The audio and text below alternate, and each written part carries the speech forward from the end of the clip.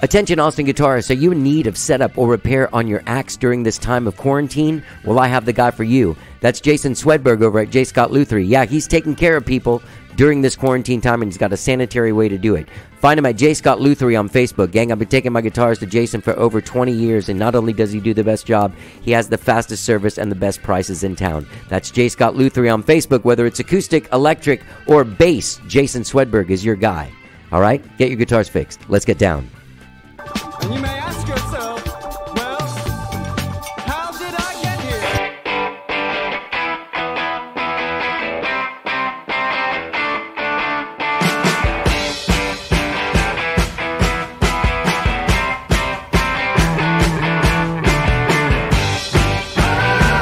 It's time for How Did I Get Here?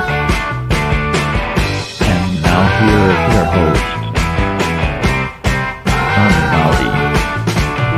All right, hello, I'm Johnny. I'm your host. Welcome to the show. Thank you so much for listening. I hope that you are healthy and safe and sane wherever it is that you are, whoever it is that you're with, or if you're alone. I've been alone now for 2 weeks straight.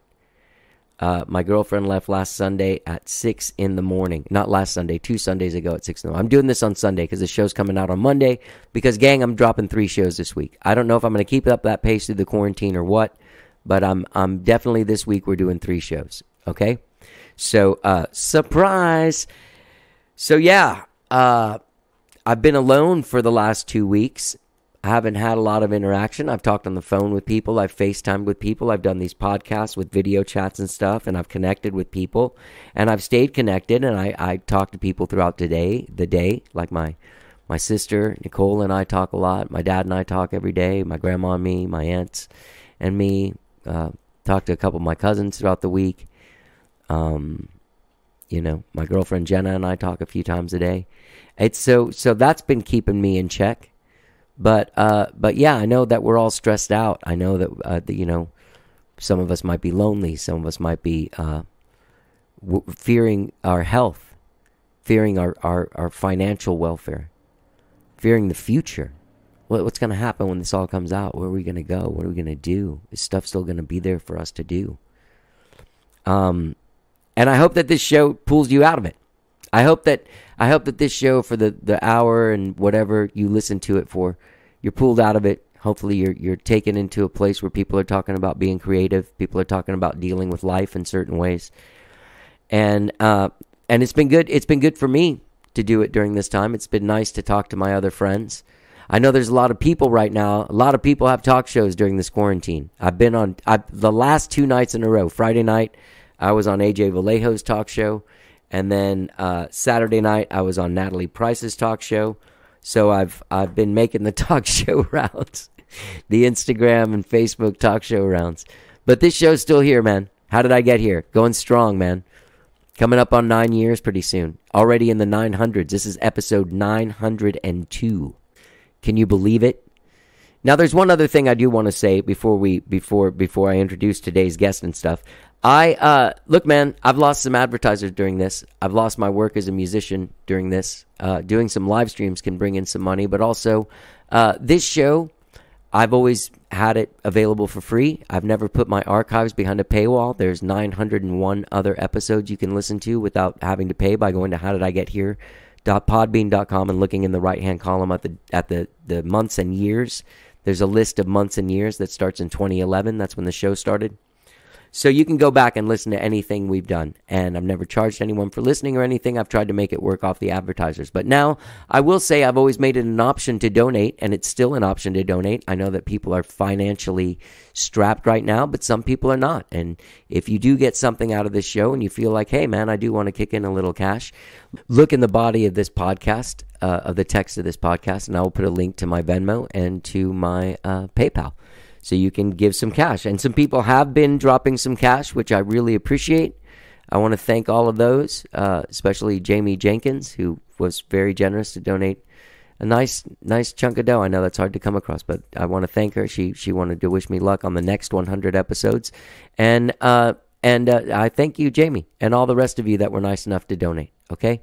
So thank you so much for listening to the show. 902, episode 902. My guest is singer-songwriter Pat Byrne, who is from Ireland. He moved to Austin gradually over the last 3 years, but he now lives here. He has a girlfriend.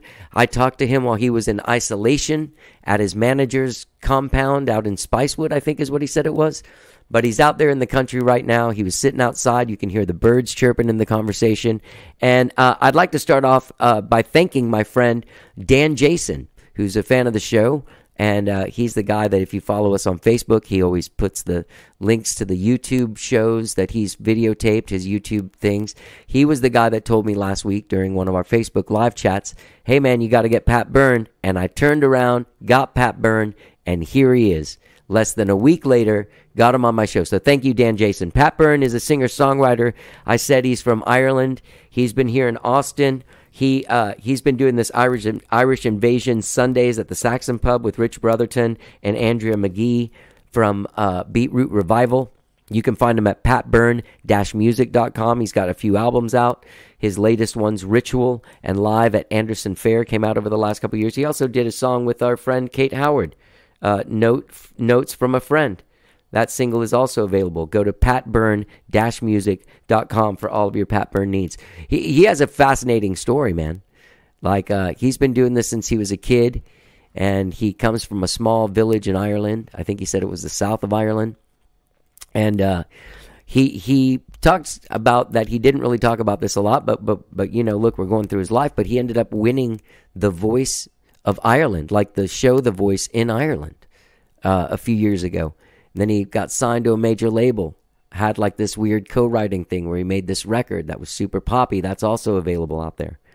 But Pat Byrne, just a great songwriter. He decided to step out of that sort of like prepackaged pop songwriter guy thing and keep it real. And he found Austin was a place where he could keep it real, reinvent himself, dive into his songwriting, and be appreciated for who he is and not a guy that was on a TV show, which is pretty amazing. Pat Byrne, fantastic dude, amazing songwriter. Please enjoy our conversation. And without further ado, here it is. Let's get down.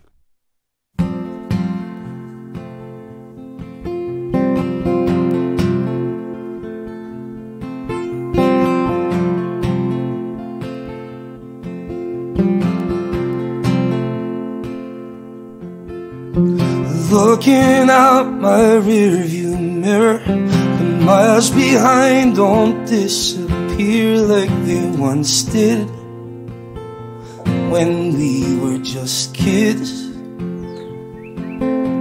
However hard I... Where are you? Yeah. Are you in Austin? So, I live with my girlfriend and our lease ran out on the 1st of April. So we moved it. Yeah, so we had a new place, but no furniture, and it's not a good time to buy furniture. So my manager has a place in Canyon Lake. So we've been staying here for like 2 weeks.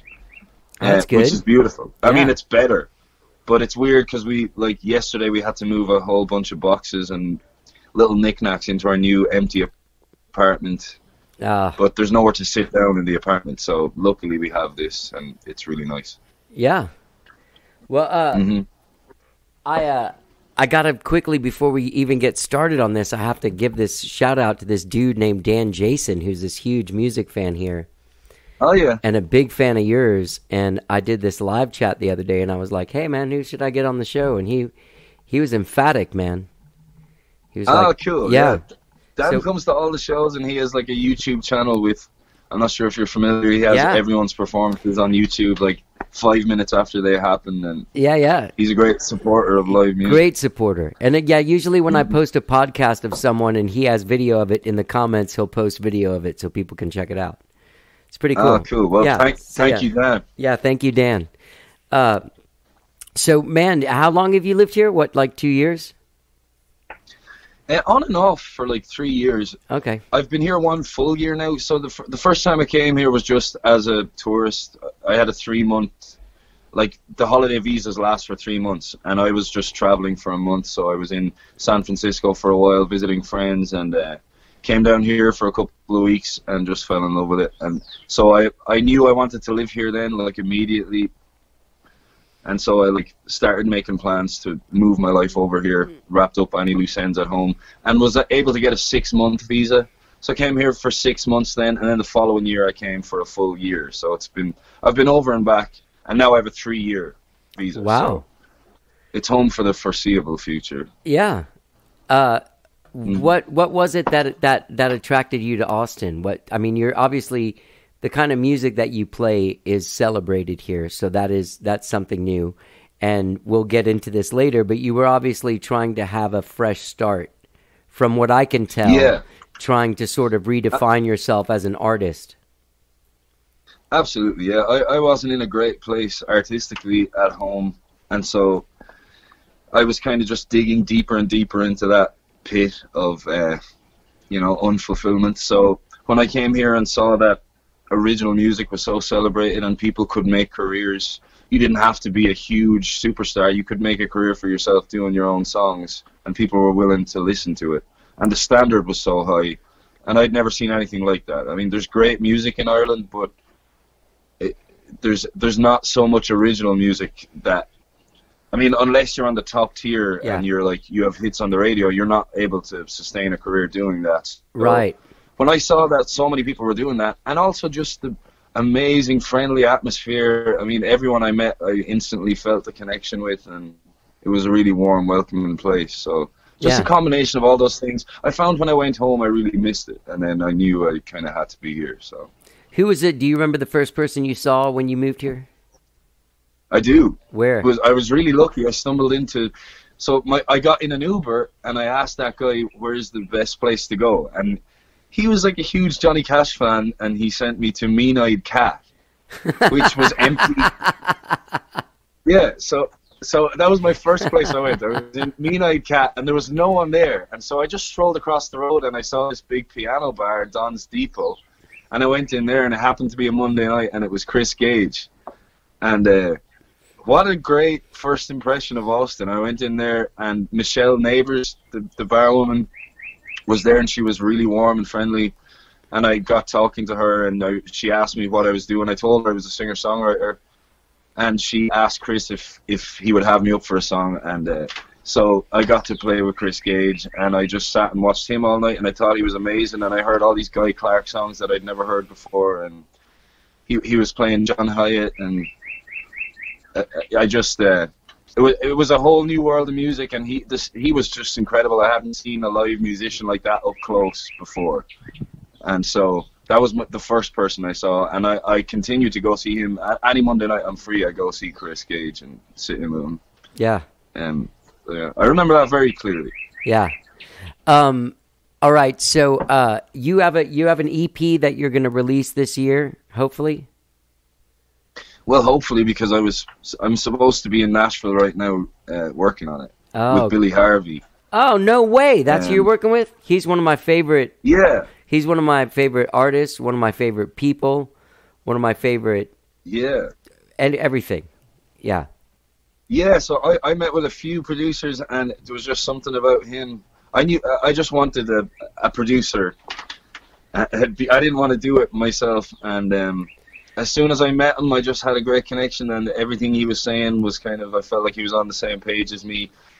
And then I looked at everything he's done, and he's incredibly talented. And incredible. So I was so excited. We've been on the phone pretty frequently for the last few months, and sending demos back and forth. And I was really excited, and unfortunately this all happened.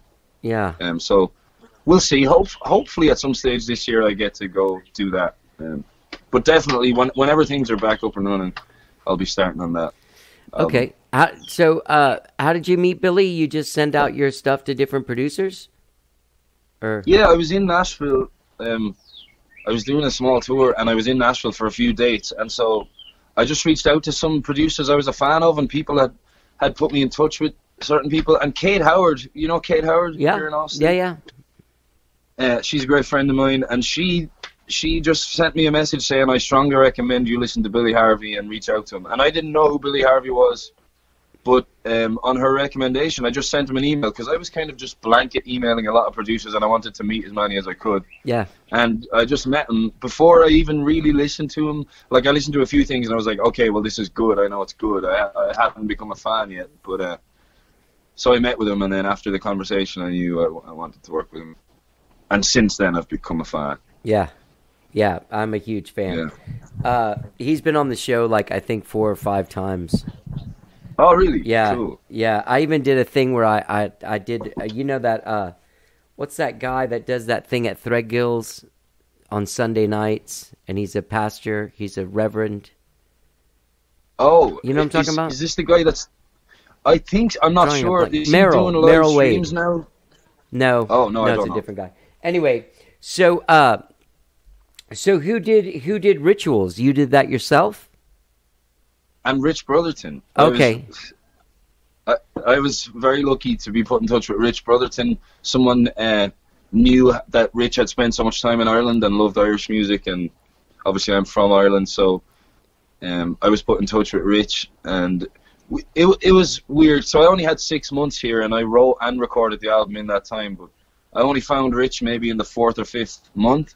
So we fully recorded 2 tracks together, which was incredible. And then after that, I kind of had to piece the rest of the album together myself in various studios in Ireland and in friends' houses. So it was a stressful experience.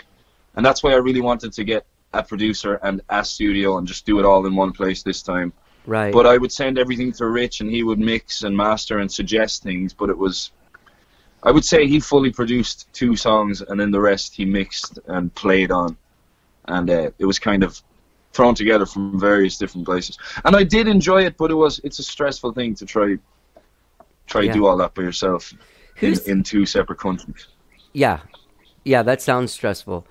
Pat, who's that guy that's playing guitar with you in those videos, like on your webpage? There's a guy, he's playing like a Telecaster. Stephen Carlin. That guy's fucking great, man. Yeah, he's been my best friend for a while. He has 2 brothers, Gene and James, and they're in a band called the Carlin Brothers at home.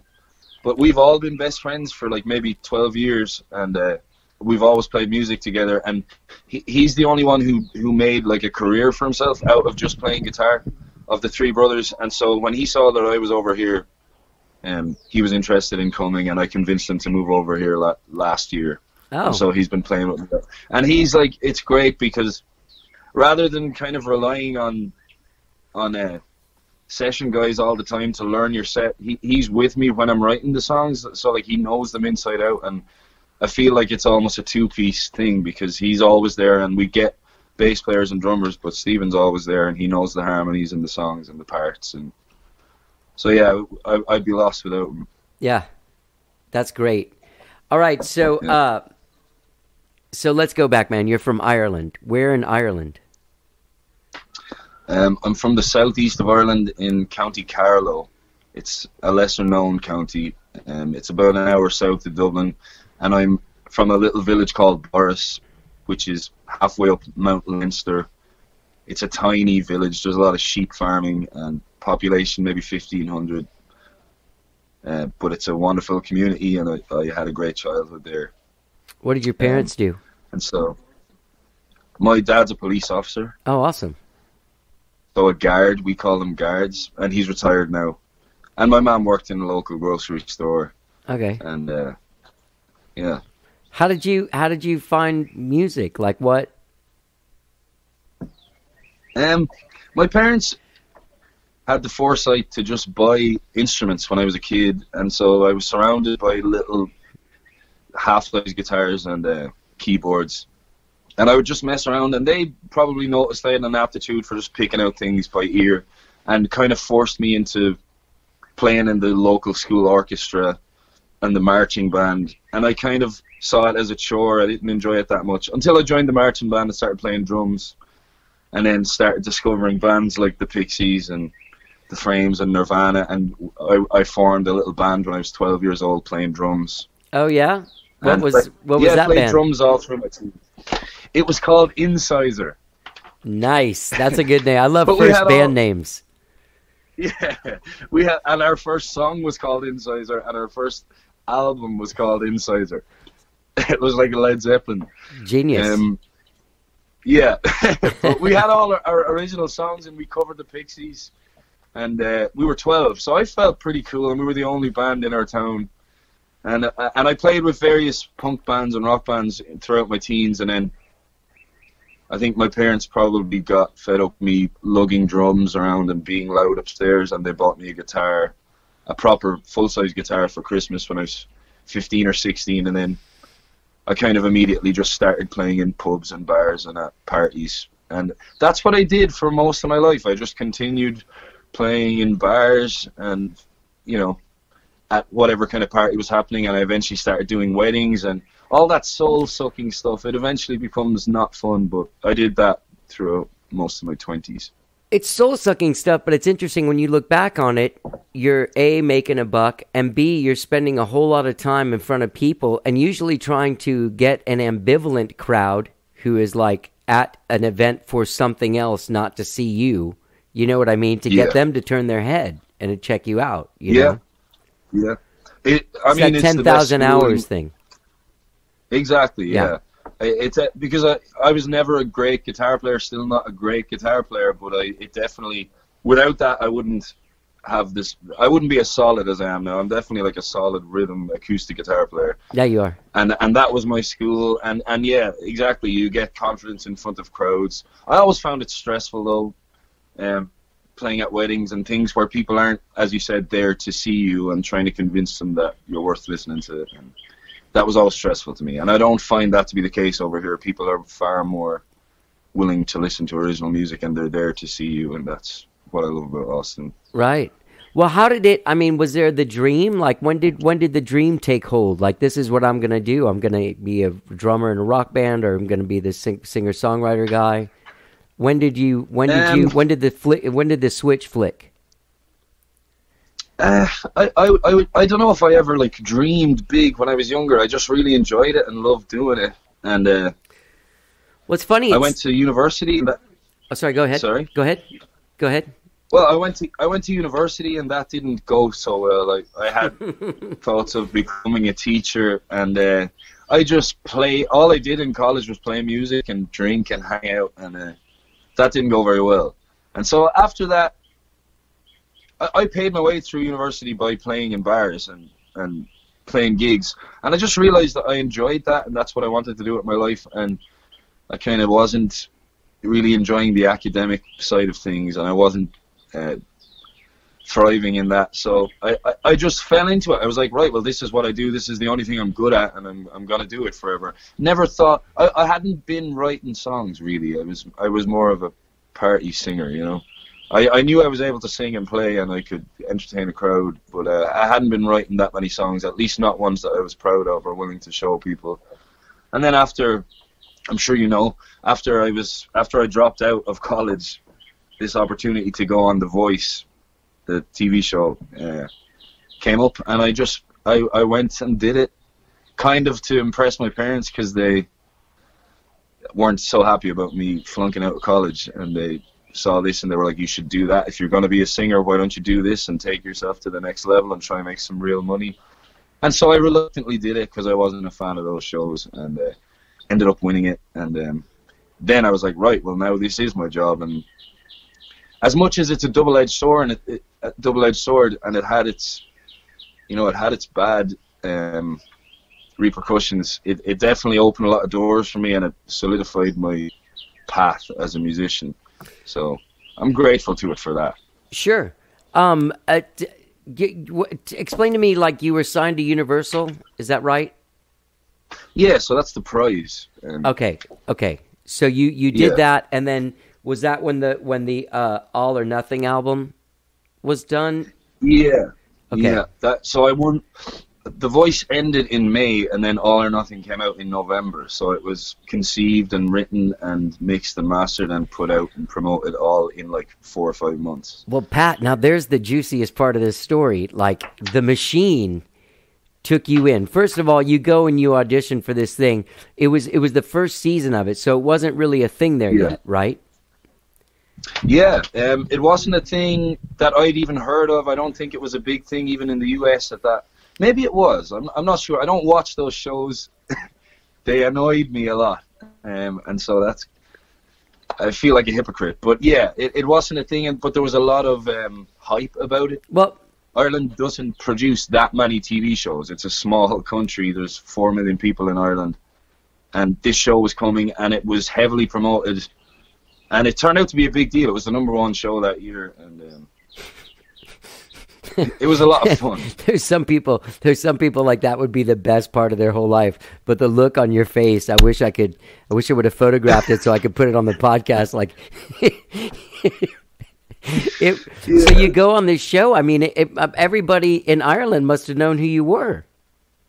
Yeah, I mean that lasted for maybe 2 years, and that I had a lot of fun. Don't get me wrong. When the show was happening, sure. I was like, this is so much fun. I'm getting this great feedback. You're singing to, like, Ireland's small, so the viewership was like 500,000 or 600,000. But you're singing to 500,000 or 600,000 people every Sunday, and it was fun, and I felt like a rock star. And the show, like, it goes on for 5 or 6 months because there's so many different stages. And it was amazing. And for 2 years, yeah, I was kind of hauled around as the voice of Ireland, making TV show appearances and doing all these gigs where fans of the show would come, but there were no songwriting fans, and there was no people who were into the same music as me, and I just really felt like a fraud, and I didn't feel, I had certainly sold out, is what it felt like. Yeah. And then once the album kind of flunked, this album is not good. I didn't write anything on it. I kind of co-wrote some of the songs. I have credits on them all, but I was in the room while they were written for me. Well, can I tell you what it's like? It's like the difference between sonically. It's like the difference. It's like if you listen to because I listen to you now and went backwards through the stuff, right? So when I got to that, it was like whatever Bruce Springsteen fans must have happened to them after they listened to The River, and then they go by Born in the USA and they hear like Dancing in the Dark. It's like, what is going on with my guy over here? You know what I mean? I mean, there's like a heavy synths on that record. There's nothing on that Rich Brotherton record you made. Yeah, it's funny you say that, because that was kind of almost the briefing we got from the record label. I did a Springsteen song, and I loved Bruce Springsteen, and I probably had like an impersonation thing going. I hadn't found my own voice, and sure. So like it was like, let's make a new Springsteen kind of album, and it just felt, I don't know, I can't listen to it, and to this day I'll get requested songs from it, and probably my most listened to songs on Spotify are from that album, and I had like a kind of a radio hit going for a while with one of them, and when I would hear it I would just cringe up, and there's a music video that I've never seen because I just can't watch it. I sound very bitter now. So no, you don't sound bitter. You sound like a guy that's been through the machine. I've been through the machine myself, and I feel everything you're saying. I know exactly what you mean. Like, there is a feeling of like, it's a disgusting way to say it, but the comedian Bill Hicks, do you know who that guy was? Yeah. Okay, I love Bill Hicks. He referred to it as sucking Satan's cock. It just doesn't feel very good. I mean, here's the thing that most people would give their left arm for. And the thing that I find really interesting, and I was going to talk about this before, when you're living in this village, it must have been hard to put yourself in a professional, like as a professional musician, because there just really probably weren't any around that you saw. Like, there was like Bono and Sinead O'Connor. Absolutely. And whoever else is like super famous. The Waterboys. Don't get me wrong. There's so many amazing things have come out of Ireland. Where I grew up, when I was growing up, there were no musicians almost. I was like the musician who would play at all the gigs, and I don't know. Yeah, I didn't have that like a credible singer-songwriter to look to. I kind of, if I saw a crowd reacting well and having fun, that was a successful gig for me, and that's what I was searching for. I was trying to please crowds and get people singing along, and that it never entered my head that I would write songs and connect to people. Even though like the people I loved Tom Waits and Warren Zevon and Bob Dylan and Bruce Springsteen, and I love singer-songwriters and artists is what I listened to. I just never saw myself as that. And so for me, the ultimate thing to please a crowd was to go on a show like that and get their votes. And I was very immature. I was 20 years old and didn't really know what I wanted from music. Yeah, there's no... And that's why, yeah, it hit me like just after the show. I was like, okay, so this is what I am now. And I started writing songs, and it's very hard to get listened to from people you want to listen to you. Right. After winning a show like that, because you are the voice then. Right, you're an in-between place. The music that you're making has too much authenticity for that pop crowd that you won over on The Voice, and then when you go to people that are real music fans and like people who take music very seriously, they immediately write you off because of where you went. Exactly. It's like a pretty weird place to be. Yeah. Yeah, it's hell. It's like super depressing, and I kind of just retreated well, first of all, my contract didn't allow me to play unless it came through this certain agency and there was an agreed upon price. And so the schedule I'd gotten used to where I would play 4 times a week, that just stopped, and I stopped playing, and I retreated into myself for a few years. And then when I started back, the only kind of gigs I was doing that had any real money were weddings. And so I became a wedding singer for maybe 4 years. And I was heavily into that wedding scene when I visited Austin. And then I was like, okay, I can either keep doing weddings. I'm making good money. I was making a good living. I bought a car and I moved into a nice apartment and I had some security. And I just thought, right, I'm just going to stop this and move to Austin, and no one's going to know who I am, and I can just start fresh. And that really has worked out. I'm not making the money I was making, but I'm far happier, and it's really refreshing that I don't ever have to mention. I know we're talking about it now because it is interesting, but I've never mentioned I won The Voice. It's not something I promote myself with, and so it's nice to be able to do that over here. No, and I don't, I mean, it's in your Wikipedia, but it's not in like your bio and stuff that you send, that's on your webpage and stuff, which I totally, and I thank you for talking about it, but I think it informs the level of integrity because for someone to walk away essentially from some sweet ass situation like that honestly, people would stab each other in the face to get that place that you were in, right? But you felt like you wanted to do something with more depth and be the artist that you actually wanted to be. And that takes so much courage and strength. Yeah, but also it's a far more satisfying existence. I don't feel any pressure. People aren't expecting a certain thing from me. Being able to start fresh is just like it's an amazing feeling, and I hadn't had it in so long. For so long I was The Voice, and I would, even if I was getting excited about a gig, I would show up and the poster would be The Voice of Ireland with this symbol, right, and the picture of me on the stage on the TV. And did you get to meet any famous people when you were doing it? Irish famous, but not Bono. No, I didn't meet Bono. I met Sinead O'Connor, and I met like members of the Corrs. And when I recorded the album in London, and I saw oh God, I can't remember his name. Paul Weller. Oh shit, that's Paul heavy. Weller. Yeah, man. Yeah. I don't know. Yeah, I can't even remember. I'm not good around famous people. I try. I'm not good at approaching people and asking for photos or anything like that. So I didn't really care that much about that stuff. But yeah, I was invited to lots of parties and premieres in Ireland for that 2-year period where I was a mini celebrity. Right. I didn't mean so much celebrity as like I am a huge early Sinead O'Connor fan. I don't know what's going on, what she's doing now, but like those like her, especially her first record, her second record too, but especially her first record, like I was just a huge fan of that record. She is incredible. Her voice is one of the most beautiful things, and I got to hear it.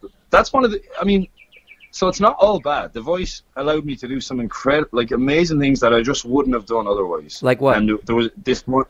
So this is when I met Sinead O'Connor. I mean, the following year after The Voice, every year from Dublin Castle there was this. They have a Christmas special where it's the RTE Concert Orchestra, and they get various singers to come and sing Christmas carols.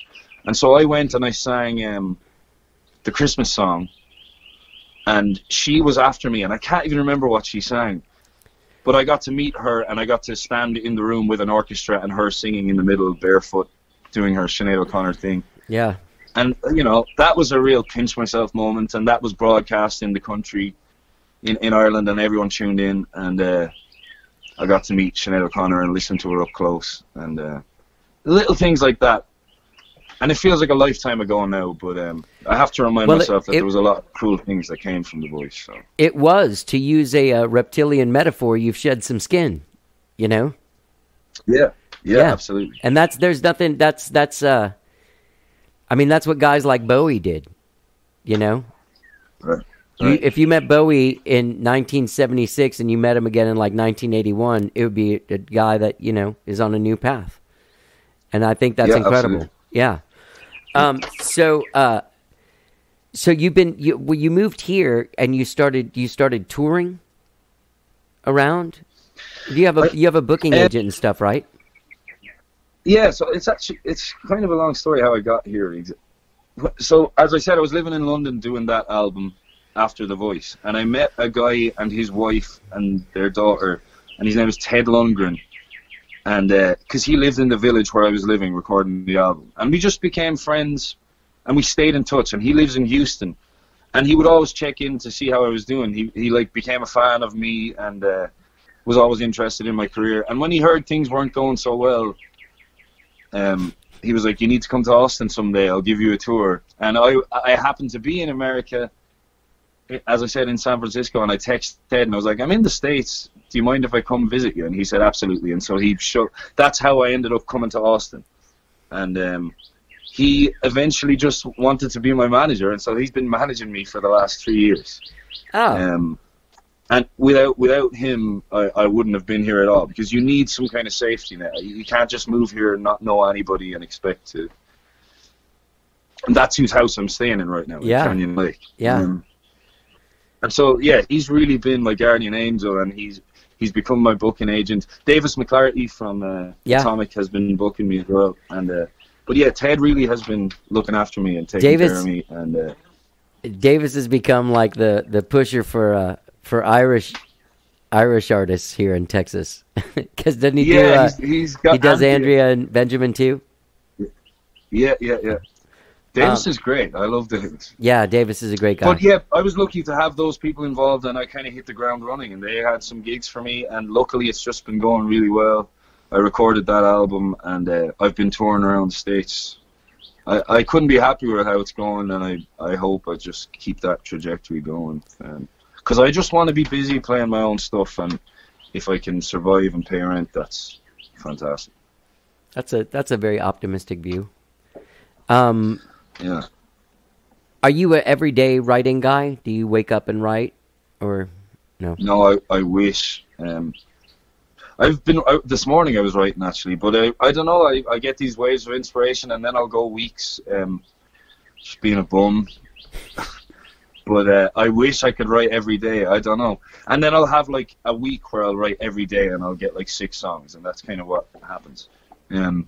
But as I said, I didn't write that much earlier on in life. It's maybe 4 years, 5 years I've been writing songs, and so like all the songs that I had went on that first album. Whereas for this next one, which I'm really excited about, I have far more to choose from, and there's almost like a theme for the album, and it's more of a piece of work than the last one was. And I'm proud of the last one. I really like doing it, and it's my first time recording original music, really, because I don't consider the first album mine. But this time, I'm really excited about this one. I have like a catalog of songs that I can pick and choose from. Who all did you write with? Any like songwriters I would know for that first record? No, every song on that was just from me. Yeah, I made demos for like 2 months, and that's what came out, and I just made that the album. Yeah. And I probably should have scrutinized it more and done some more co-writes, but I just really wanted to have something that was just me, because I was sick of all these other songs representing me. Oh, right. That's what I was talking about. I was talking about that the All or Nothing album. Oh yeah, I mean, I was there. I didn't write anything really. I suggested a few lines and I got credits. But so Paul Barry, and I sound so I sound very bitter, but they were amazing people. Like I really got on well with them, and they were super talented. It just wasn't me, you know. Yeah. The songs were good pop songs. It just wasn't me. But Paul Barry, who wrote like "Hero" for Enrique Iglesias. Oh, okay. Yeah. He wrote. And like Bailamos, and he wrote "Believe" for Cher. Oh no shit! That's one of my favorite songs. He's huge, and he's written lots of hits. He's written with Lionel Richie, and yeah, I know. So he wrote a lot of this stuff. When you're in a position like that, you end up. That's what those guys do on like Mondays and Tuesdays. Like they go right with some new guy that just got some hairy record deal and was a TV show guy, and I'm going to do this now. I'm the Believe guy. Yeah. Yeah. I've been. I was in a room. No, go ahead. I basically moved into. There was almost this complex that was like a hit factory thing where pop stars in Britain would go and hang out. It really was that, and there was like 4 pool houses with 4 heavyweight songwriters, and people would just rotate around and write songs, and these hits would come out of it. And it was a really cool experience, and there was lots of pop stars there who I kind of met in passing, like British pop stars who you might not know, like Ollie Murs and the Sugar Babes and One Direction and those kind of people. I love One Direction. And I felt very out of place. Yeah, so I don't love One Direction. I just said that. I was kind of like, you don't mean this. Yeah. But yeah, I was there rubbing shoulders with those people, but I felt so out of place. And Paul Barry, the writer I was talking about, had one house, and I basically was with him all the time. So I kind of lived with him for 3 or 4 weeks, and we wrote all the songs. He wrote all the songs. Did you with 2 other writers who would come and go? And let me ask you this: it was a fourth. Even though it was probably a little less organic than the way that you work and that you like to work, I'm sure you might have picked up some clever things that they do. Like, I learned so much. Yeah. I hadn't written a song before that, so just to watch them doing it, and he really could sit down and you'd have a song in 2 hours, whether it was good or not.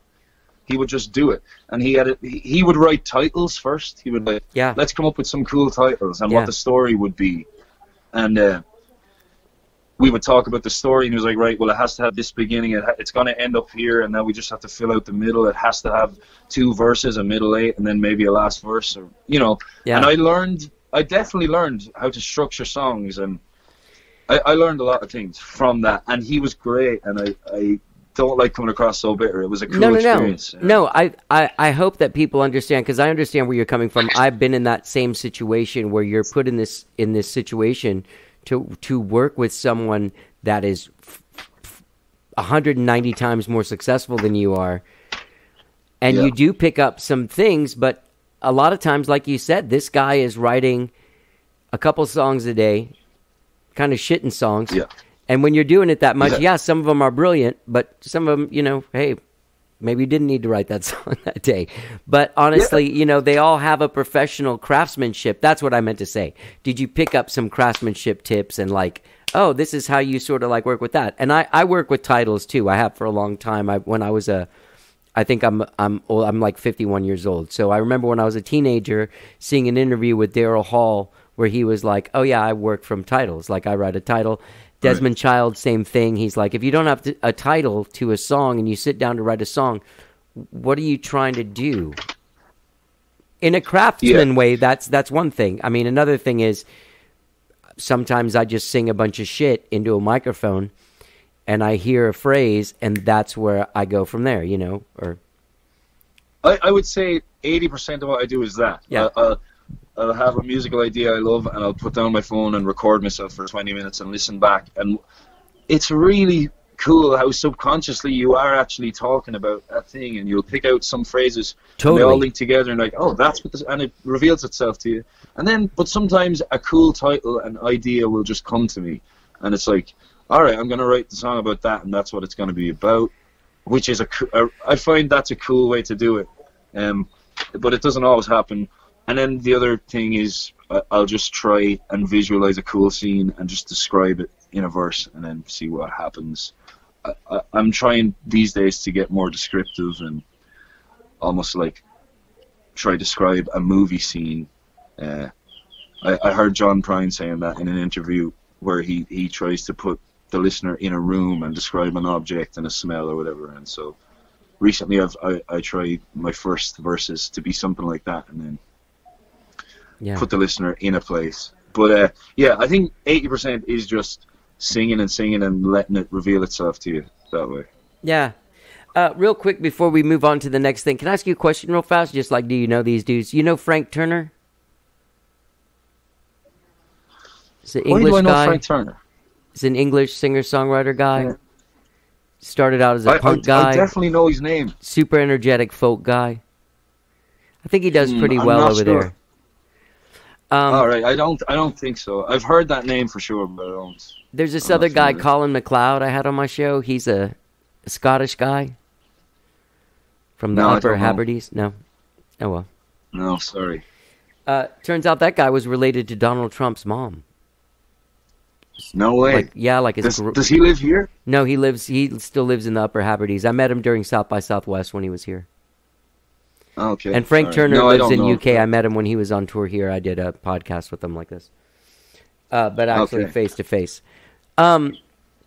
So yeah, thanks for having me on. I wish it could be face to face. I appreciate you. Well, we'll do it again. I mean, we should get together and meet. I'm really like, I'm sorry I missed the Pat Byrne boat for the last year and a half or so, but I'm glad I finally got caught on. I mean, I've heard your name before, but sometimes sometimes people just say someone's great. You never know. Right? Yeah. Well, I mean, I've lived here for a long time. There's guys have come through. There have been new guys that are great. Billy was a new guy. I remember when Billy Harvey was a new guy in Austin, like in the mid-'90s. Have you heard this guy, Billy Harvey? Oh, he's incredible. Just wait till you hear him. Oh, he's also really funny. And you're like, I don't want to meet that guy. So a friend of mine thought he was an underwear model when she first met him because he was so hot. That's what she said. That's like Katrina. Wow.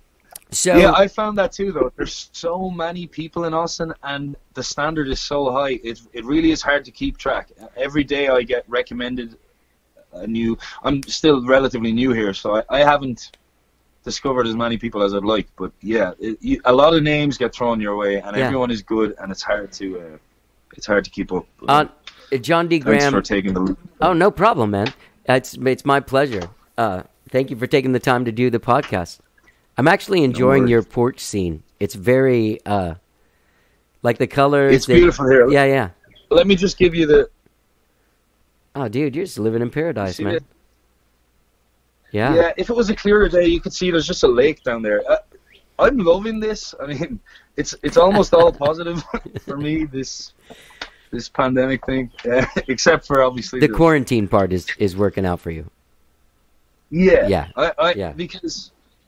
You know yourself as a musician, I mean, a lot of time, you have a lot of downtime anyway, and you're making the most of it. And now it's like, I feel zero guilt about just sitting around all day and thinking about music. And all my friends, everyone's just...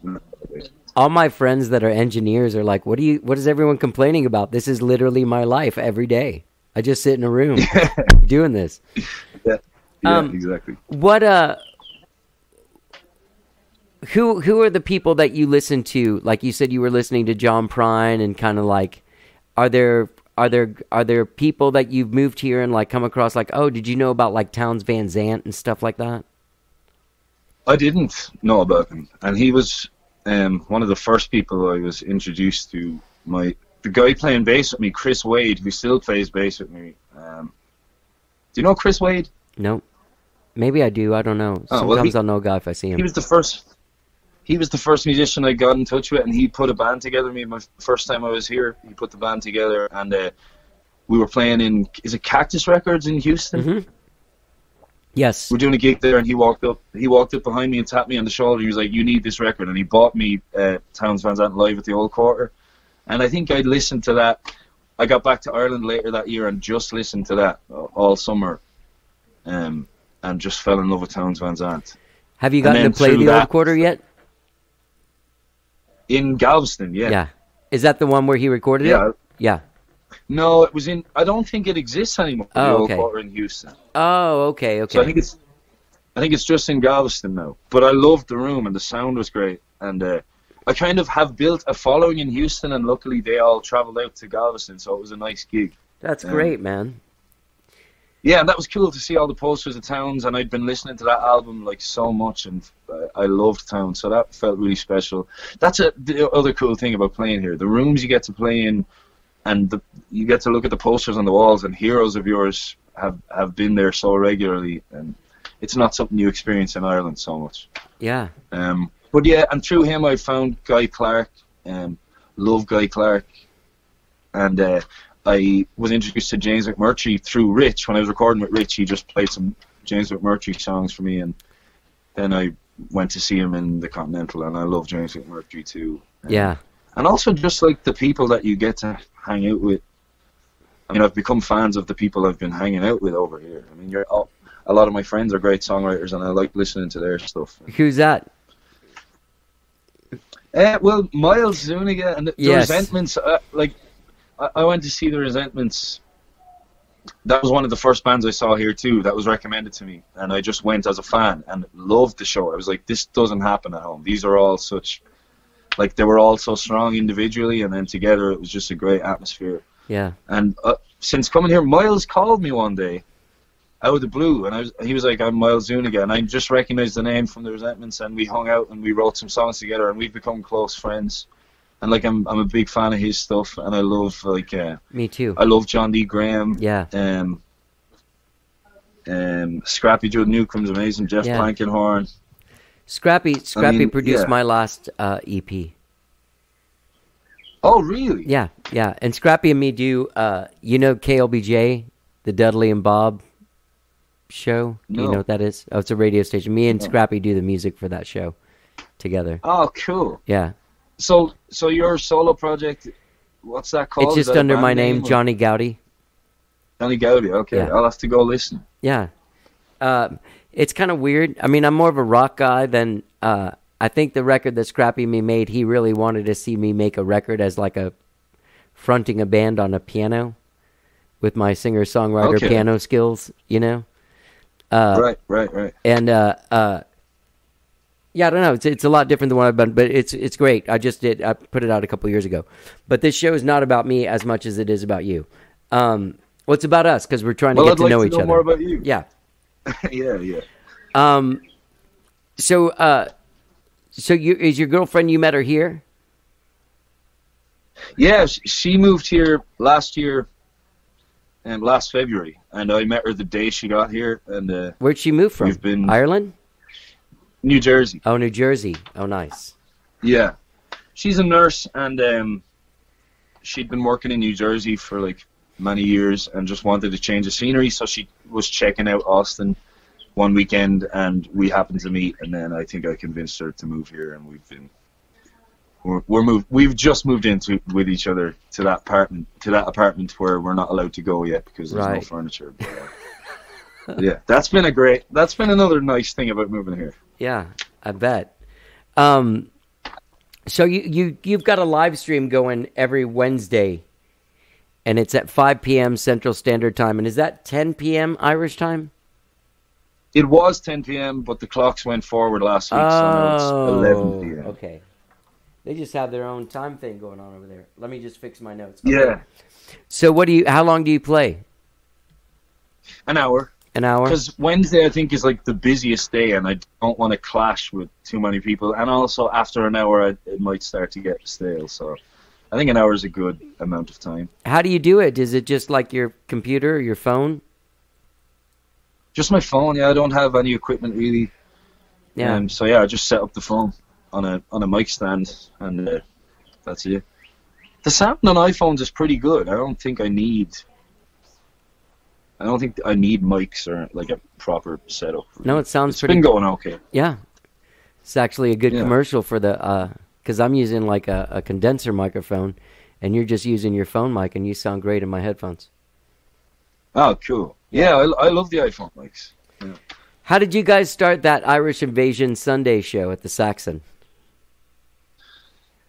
So Andrea, who you mentioned Yes. earlier, who's a great friend of mine now, she's another person who would go to Don's frequently, and we just were talking, and I asked her if she missed playing the Irish music that, you don't hear Irish music over here at all, and it's such a, like, it's what makes Ireland so great. It's the atmosphere of Ireland, and you hear it everywhere.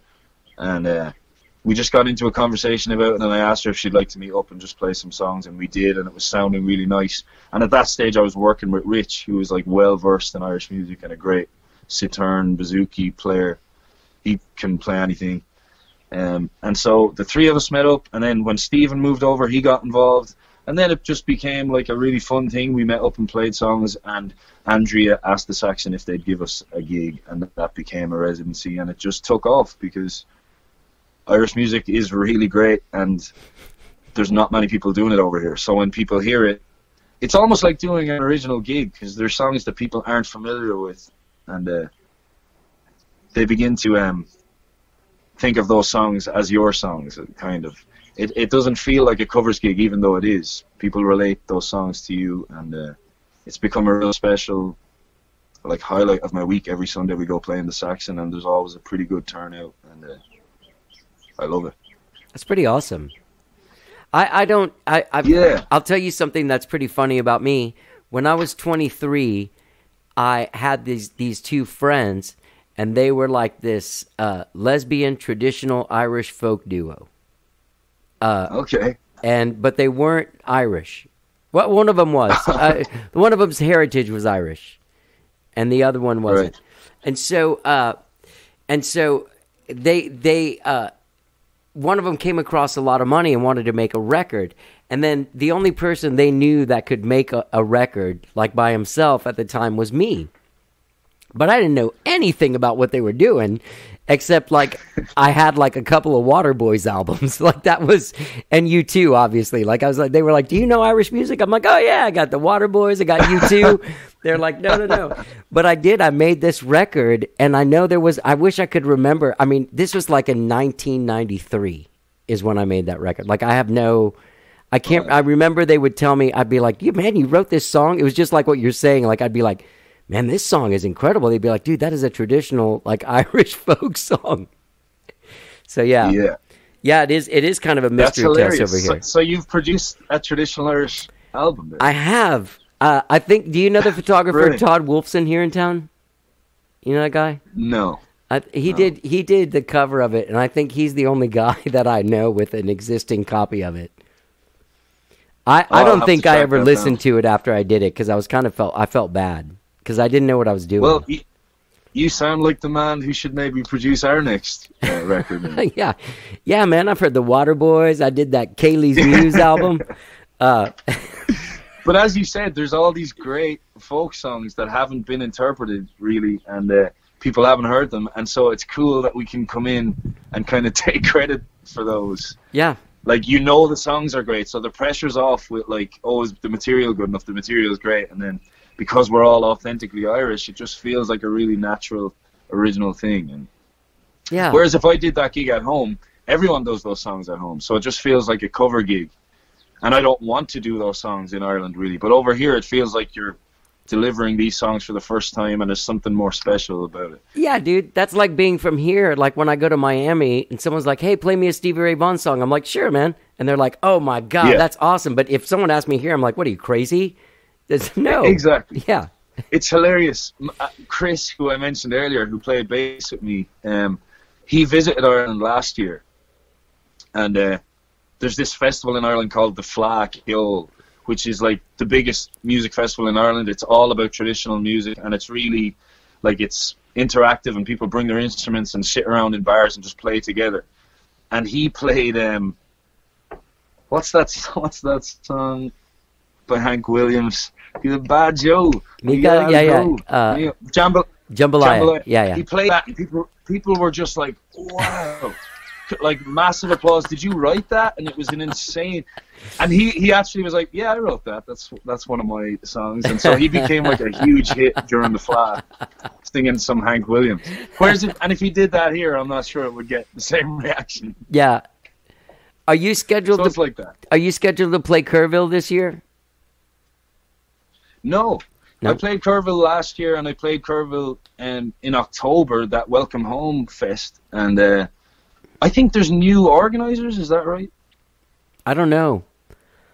Yeah, they changed. The people organising it changed. And I was like, the lady who organised it last year was a big fan, and I'm not sure if the other people are aware of me or whatever, but I'm not doing it. Well, I'm not supposed to be doing it this year. So. Okay. If it happens. Were you scheduled to play South by Southwest this year? Yeah, I was really looking forward to it. Yeah. Yeah. Yeah. I'm still in the stage where South by Southwest is the coolest thing ever, and it's a huge novelty for me still. I think it's. I know a lot of locals kind of that's worn off with them, but. Well, I mean, there's like the I don't know if you had like a shitload of gigs if you were doing that thing where you're playing like 18 times in the week or something. Those are terrible. Like you just like. It's one of those things where, like, you're like, oh, you get really excited because, like, oh, my God, there's all this demand for me during this South by Southwest, so this must be very exciting and I must be happening. But, like, out of, like, the 18 shows, like, 3 of them are really good. You know what I mean? Yeah. The rest of them, like, you could have just not done it. You could have not done the hot dog stand in the parking lot behind the...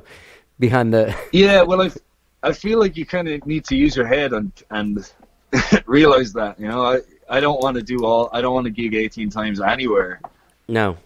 And if it's at a hot dog stand, I'm not. But like we had 2 nice official ones, and I had a couple of gigs in the Saxon and a couple of radio things, which were, it's all nice and there's good exposure and the atmosphere is great. And I'd heard about South by since I was a kid. I've always wanted to be there. So yeah, for me it was a really cool thing, and I was really upset that it was cancelled. But obviously it had to, and that's, yeah, it was for the greater good. During this time of quarantine and isolation, even though you're with someone else, how are you entertaining yourself?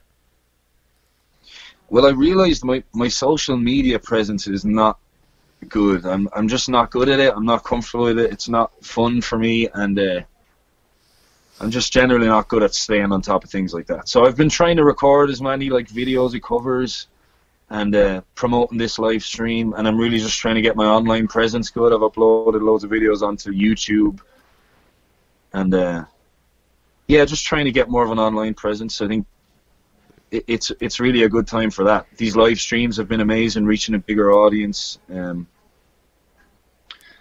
That's really what I've been doing. I should be writing more, but I find it hard to write when there's people around. And yeah, me Samantha too.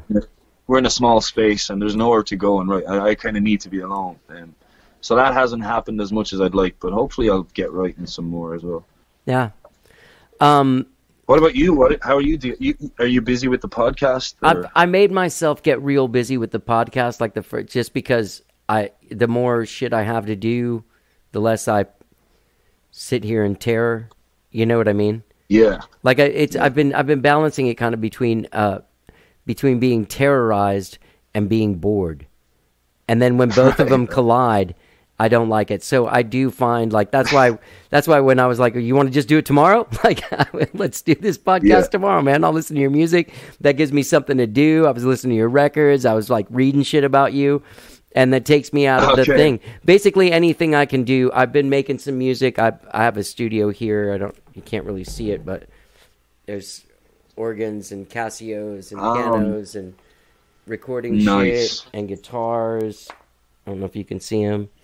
And all kinds of stuff. So yeah, I've started working on some new tunes, and just trying to stay busy. Do you live alone? I do live alone. Are you by yourself? Yeah. Okay, right. So I have a girlfriend. I have a girlfriend, but she lives in Houston, and oh well. Yeah, and so now we're both like not. She's a photographer. So you haven't seen each other. We haven't seen each other in like 2 weeks. We saw each other a couple weeks ago. Wow. Yeah. So yeah. That's not no sign of that changing anytime soon. No, we're gonna have to figure it out. When it turns into like Mad Max world, I'll make some kind of like weird rugged Jeep out of my Mazda, and I'll attach a turret gun to it and cruise down to Houston with a machine gun shooting down zombies. Sorry, I have to make tasteless jokes during this time. Dude, it's been great talking to you. We should stay in touch after this. I want to come see you play. I'm going to check out the live stream. That's Wednesdays, 5 p.m. Central Standard Time, 11 p.m. Irish time, and figure out the rest of it, because if you're all over the country listening to it. But thank you so much for doing the show. I got to thank Dan Jason again for setting this up. Thanks, Dan. Yeah. And stay in touch, and I'll be looking out for you after the quarantine ends. Great, I appreciate it. Good talking to you, man. Sane. You too, man. Thanks, I John. wanna tell you welcome home. Don't wanna scratch you down your back. Don't wanna cut you. Gang, that's Pat Byrne. His latest release, Live at Anderson Fair, is available now, along with his other records, Rituals, All or Nothing, Notes from a Friend, the single that he did with Kate Howard in 2019. Great artist, man. What a great conversation. I do have to thank Dan Jason one more time for doing such a cool thing and hooking us up. So I hope you enjoyed my conversation with this brilliantly talented artist and a great dude. He'll be live streaming Wednesdays, 5 p.m. Central Standard Time.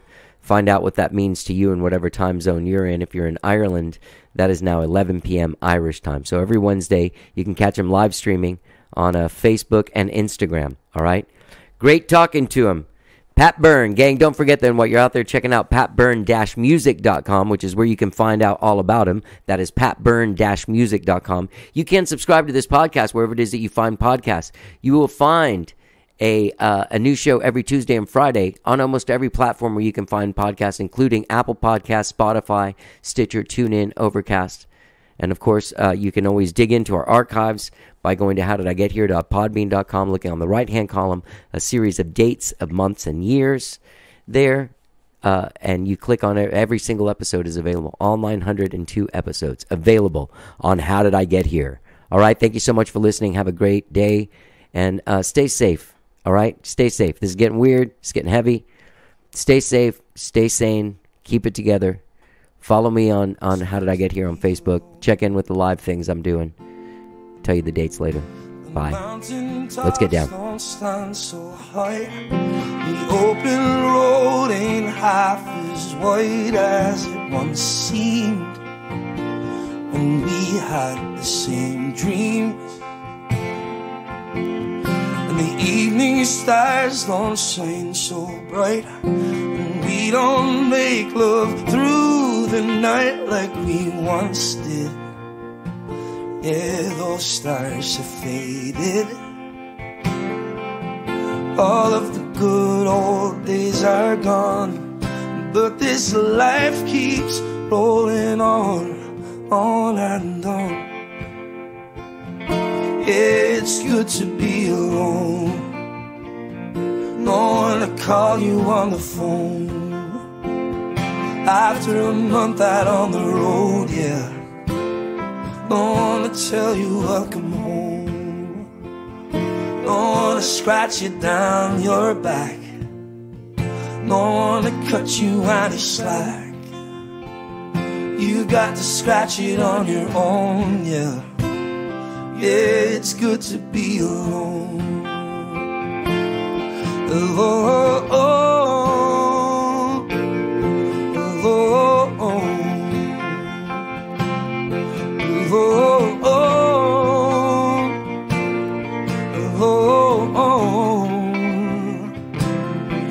oh, oh, oh. You learn to scratch it on your own, yeah. Yeah, it's good to be alone. Oh.